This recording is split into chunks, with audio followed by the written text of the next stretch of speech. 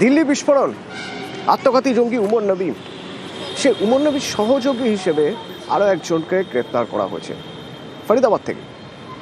কে সে? তাকে গ্রেপ্তার করা হয়েছে কেন? উমর নবীর সঙ্গে তার যোগাযোগ কিসের, কিভাবে জড়িত ঘটনার সঙ্গে, সে জানবো। মৈত্রেয়ী রয়েছে নয়াদিল্লি থেকে আমার সঙ্গে। মৈত্রেয়ী,